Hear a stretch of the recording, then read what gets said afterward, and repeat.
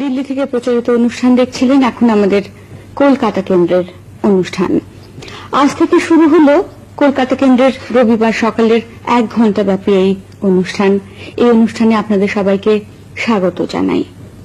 আজকের অনুষ্ঠান সাজানো এইভাবে: প্রথমে রবীন্দ্রসঙ্গীত, তারপর বিচিত্রার বিষয়ে সার্কাস ও তার কুশীলবরা, এবং সবশেষে স্বপ্না চক্রবর্তীর গাওয়া লোকগীতি। সঙ্গীত জগতে হেমন্ত মুখোপাধ্যায় এক বিস্ময়কর ব্যক্তিত্ব। আজকের দিনে আমরা তাকে আমাদের মধ্যে পেয়েছি। শরতের এই সকালে হেমন্ত মুখোপাধ্যায় গিয়ে শোনাচ্ছেন প্রথমে রবীন্দ্রনাথের শরতের দুটি গান, আজি শরৎ তপনে প্রভাত স্বপনে কি জানি পরাণ কি যে চায়, এবং আমার রাত পোহালো শারদ প্রাতে।